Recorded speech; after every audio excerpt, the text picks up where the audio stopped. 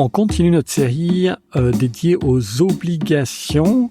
Pour cela, j'ai à nouveau avec moi Antonin Loriot, conseiller en gestion de patrimoine et également auteur du blog apprendre à investir.net. Pour commencer, Antonin, est-ce que tu peux nous expliquer les avantages et les inconvénients d'avoir des obligations dans un portefeuille ? Oui, tout à fait. Alors, parmi les avantages d'avoir des obligations dans un portefeuille, les obligations vont nous amener de la stabilité et de la sécurité. En fait, les obligations sont souvent considérées comme des investissements moins risqués que les actions, et notamment les obligations d'État en particulier, qui sont perçues comme très sûres, puisqu'elles sont garanties par des gouvernements. Les obligations nous amènent aussi de la diversification, c'est-à-dire qu'inclure des obligations dans un portefeuille, ça permet de diversifier les sources de rendement. Et on va avoir par exemple des obligations d'un côté et des actions de l'autre.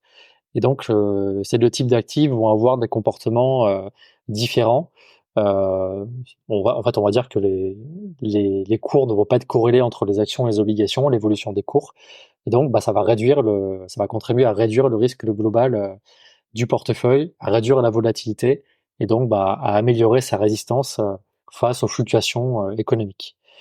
On a aussi une certaine prévisibilité des rendements avec les obligations parce que la plupart d'entre elles sont émises avec un taux fixe. Donc on va savoir chaque année quel va être le montant du coupon qui va être délivré. Alors ça n'empêche pas que la valeur des obligations peut fluctuer à la hausse ou à la baisse, en lien avec le mouvement des taux d'intérêt dont on a parlé dans l'épisode précédent. Mais il y a une certaine prévisibilité au niveau de la distribution du coupon. Et enfin, il y a un autre avantage qui est assez peu connu, c'est que les obligations ont une priorité sur les actions. Dans le cas d'une liquidation d'une entreprise, les détenteurs d'une obligation vont être prioritaires pour le remboursement devant les actionnaires. Et donc, ça peut diminuer le risque de perte totale du capital qui va être investi. Quels sont les inconvénients à détenir des obligations dans un portefeuille ? Le premier, ça va être qu'on va avoir un rendement qui va être potentiellement inférieur à celui des actions, par exemple. Ça va être surtout le cas dans un environnement où les taux d'intérêt sont bas et donc ça peut limiter la croissance de notre capital à long terme. L'autre inconvénient, ça va être le risque sur les taux d'intérêt. Comme je disais dans l'épisode précédent, donc la valeur des obligations va fluctuer en fonction du mouvement des taux d'intérêt. Et donc si les taux augmentent, la valeur des obligations va avoir tendance à baisser. Et ça peut entraîner des pertes en capital, surtout si ces obligations-là sont vendues avant l'échéance. Ce risque, il est aussi assez présent pour les obligations à long terme. Disons que le risque de taux, il est plus présent pour les obligations à long terme que pour les obligations à court terme, mais il va être globalement présent pour tous les types d'obligations. Et un autre inconvénient, ça va être l'inflation. Donc l'inflation, tout le monde connaît, donc ça érode notre pouvoir d'achat.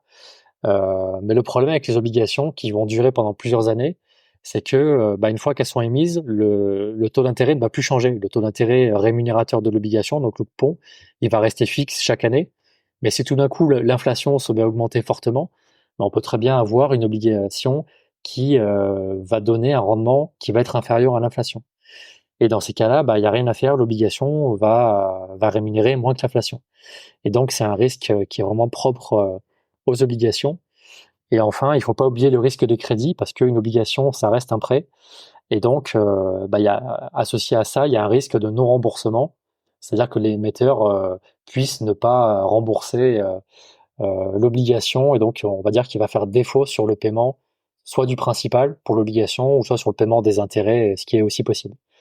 Voilà, alors ça, c'est un risque qui est plutôt présent pour les obligations à haut rendement, ou ce qu'on appelle les junk bonds, qui sont un peu plus sujettes à ce risque.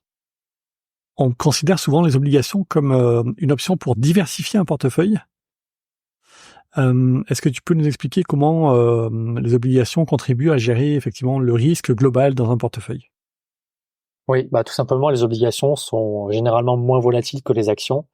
Et lorsque les marchés boursiers sont en baisse et qu'on constate que les actions sont en train de chuter fortement, par exemple lorsqu'il y a une crise économique, souvent on constate que les obligations vont avoir tendance à mieux résister et donc à offrir un amortisseur contre les pertes importantes que peuvent subir les actions.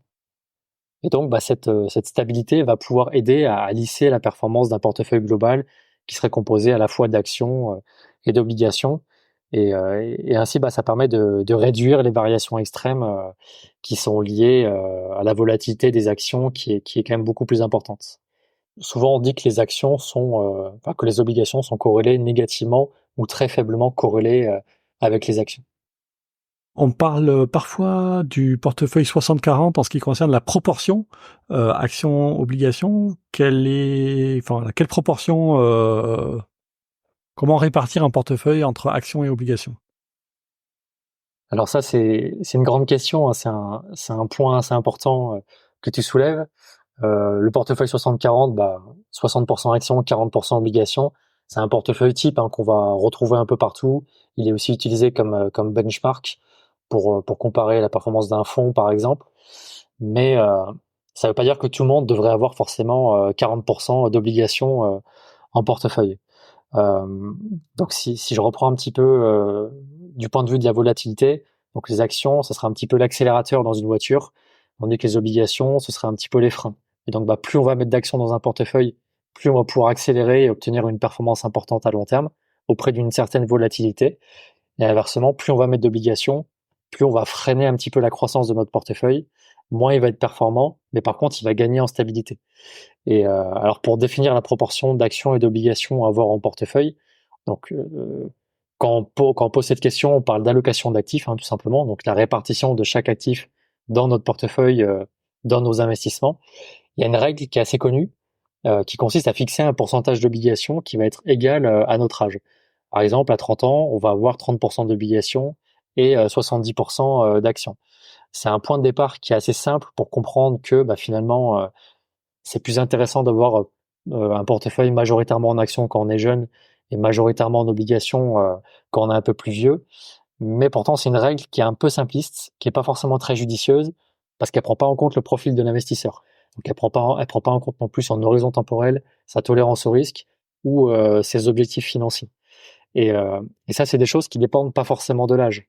Par exemple, un investisseur de 40 ans qui souhaite prendre sa retraite à 50 ans parce que son portefeuille le lui permet, il va avoir un horizon de 10 ans. Donc un profil peut-être plus sécuritaire qu'un investisseur qui aurait 60 ans, mais qui n'aurait pas besoin de cet argent et qui souhaiterait simplement transmettre son portefeuille à ses enfants. Et dans ce cas-là, il va pouvoir calquer son allocation sur l'horizon d'investissement de ses enfants. Et donc, potentiellement prendre beaucoup plus de risques que s'il avait besoin de cet argent pour lui. Donc voilà, le point en fait, c'est que chacun est différent et que il me paraît plus important d'ajuster son portefeuille en fonction de nos besoins spécifiques plutôt que de le faire de manière un petit peu arbitraire, soit en suivant un portefeuille 60-40 ou soit en faisant un calcul d'âge tout bête finalement. Beaucoup d'investisseurs négligent complètement les obligations. Est-ce que c'est surtout récemment en fait avec les taux les rendements qui étaient assez bas, maintenant les gens commencent un petit peu à revenir dessus. Est-ce que c'est vraiment si important que ça d'avoir un portefeuille diversifié avec une part d'obligation, qu'elle soit 20%, 30%, 50%? Je sais que la réponse n'est pas forcément aisée, mais c'est pas forcément intuitif de se dire je vais avoir moins de rendement, moins de croissance potentielle en mettant des obligations. Alors que les gens vont plutôt rechercher de la performance et donc du coup, si on dit les obligations sont les freins sur une voiture, a priori, oui, il en faut pour éviter les dérapages et les accidents, mais surtout dans une perspective un peu de croissance, on va chercher à aller pas le plus vite possible, mais au moins de prendre une certaine vitesse avec. On a parlé beaucoup des actions tech, etc. Donc ma question là-dessus, c'est quelle importance accorder aux obligations dans un portefeuille? L'idée en fait quand on investit, c'est que pour obtenir le fruit de ses investissements à terme, il va falloir arriver à maintenir ce portefeuille dans la durée. Et quand on parle d'actions, on sait que de temps en temps, il y a des crises qui vont se produire et qui vont faire chuter violemment la valeur de notre portefeuille. Et donc nous, en tant qu'investisseurs, il faut qu'on soit capable de voir notre portefeuille baisser momentanément sans avoir envie de tout revendre sous l'effet de la panique. Parce que si on fait ça, et qu'on revend en plein milieu d'une crise, ça va nous faire sortir de la partie. D'une part parce que on a revendu notre portefeuille, qui nous stressait trop, et d'autre part parce que on a revendu à un moment où les cours étaient beaucoup plus bas. Et en fait, on veut absolument éviter ça parce que alors soit on sort de la partie, on arrête les investissements et puis du coup, on a fait tout ça un petit peu pour rien, ou soit on revend au mauvais moment, on conserve notre portefeuille, sauf que ou notre compte d'investissement, sauf qu'on a enregistré une moins-value parce qu'on a revendu pile poil au moment où il fallait pas. Et donc, alors parfois, ça peut être compliqué en plein milieu d'une crise de dire, voilà, il faut absolument que je maintienne mon portefeuille, que je revende pas, même si c'est la crise, tout le monde en parle, les journaux, les gens autour de moi, que je vois quand je me connecte sur mon compte d'investissement, que je suis à -20, -30 ou à -50, comme en 2008. Là, c'est très compliqué. Et donc, les obligations vont être un outil à notre disposition qui vont nous permettre de faire en sorte que lorsqu'une crise se produit, on va avoir un portefeuille qui va baisser relativement moins que ce que vont faire les actions. Et donc le fait de réduire un petit peu la voilure, de prendre moins de risques, ça va nous permettre de finalement pouvoir permettre de passer ces zones de turbulence de manière un petit peu plus sereine et sans éviter, enfin en nous permettant d'éviter de faire une bêtise qui serait de tout revendre au pire moment possible. On arrive sur la fin de ce deuxième épisode sur le rôle des obligations dans un portefeuille. Merci beaucoup Antonin, et on se retrouve sur le troisième épisode de cette série dont le titre est Comment investir dans les obligations. À tout de suite.